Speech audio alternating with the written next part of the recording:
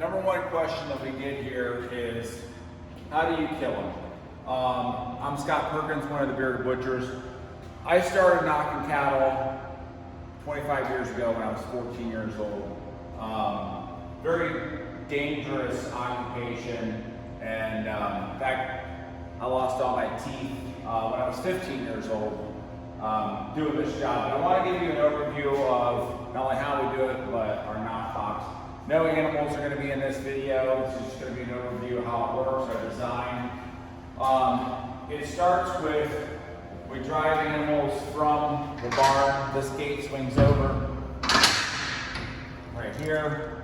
We've got a guillotine type gate right here. We just pull it down. You want to get a shot in there, Seth, so they can. So that's what the cattle see when they get driven in. That door gets pulled down. Now at this point, we're going to move to what we call a passive restraint. Now this was modeled over a Temple Grandin model. It's all basically custom fabrication. We have about $15,000 in this setup. What's going to happen is, and we have curtains here just so that the cattle don't balk or become frightened when they see any movement. This will slide up. So what we're going to do now is we're going to, if we have an animal in here, we want to basically sleeve this over their head so it presents it in a position that we can effectively knock them. We're USDA inspected. The humane handling standards have increased over the years. We have a zero tolerance for any kind of egregious inhumane act here. So what I'm going to do then is I'm going to take, this is driven by air, and I can start walking this back. So if you can imagine that the animal's going to be in here. I've got a sliding door here and I can watch. So if you get a shot here, you can see that beast is going to have its head come through right there. And I can drive this back to the point where it's now got its, basically got its head sticking through there. Now this is going to be down the whole time. And then if I want to further restrain, I can lower this guillotine. And at that point, I'm going to have my gun cart right here.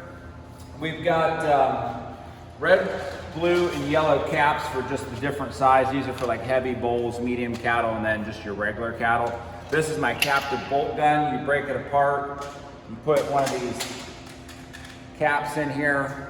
It's got a black powder charge in it. Once it's loaded, cock it. And what I'm going to do is I'm going to reach up here. Now that animal's standing there quietly, you can't see around. I can slide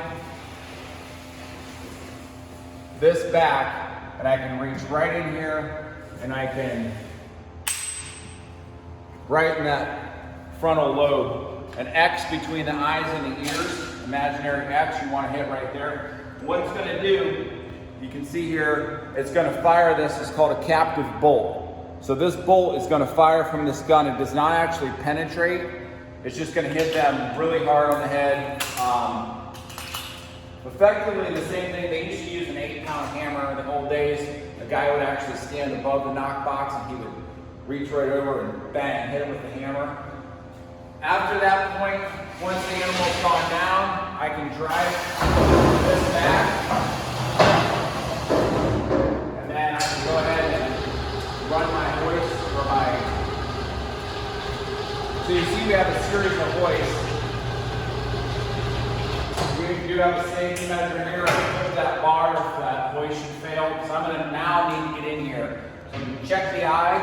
If we needed to do an insurance knock, we could do that at that time because we don't want to go anywhere near this animal. We want it completely insensitive to pain. That first knock is 100%, but if I have to do an insurance knock, I have a backup gun right there. So now its legs are going to kick out. I'm going to grab my hoist right here. Goes around the hind legs. Fast hoists are really important. This is a 42 foot per minute hoist.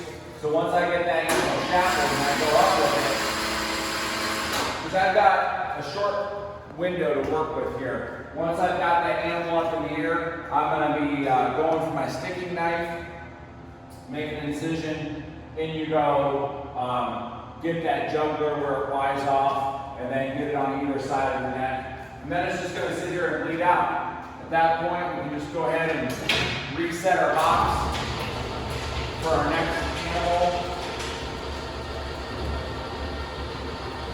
Run this down. Make sure everything's back in the same target. I'm ready to go back in the barn, grab another animal, and we can reset. So this entire setup right here is driven by air, custom made. We've got 130 PSI running to this. It's got that one air piston. It's got a 1/4 ton hoist lifting our lift gate up on this side. It's got another hoist on the end running this guillotine. We want this animal, once we get it in there, to be more of a passive environment, because you think about this slaughter floor, you know, it's loud, there's movement out here, so that's why we have our box completely shielded. This is also the same place that we put our buffalo in. That's a little different scenario. You can see we have this entire thing coated with metal, because I actually will get a ladder and climb on the top of this box, and I shoot the bison with a high power rifle. We're going to be using a 270. 270, just like so, for the bison, 160 or 180 grain. And bison are just a lot different. You can't use that captive bolt. That's why we have our box completely shielded off, so that animal, once it gets in there, it can stand quietly.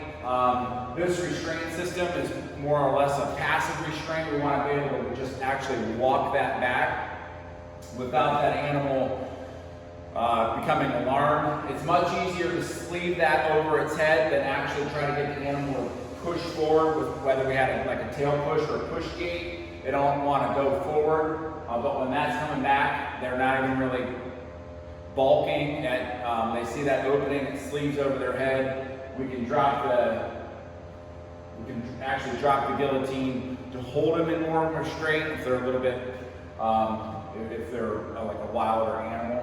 But that holds them really nicely, and then that just gives that presentation so that we can ensure that we get that single knock. Animals instantly rendered insensitive to pain.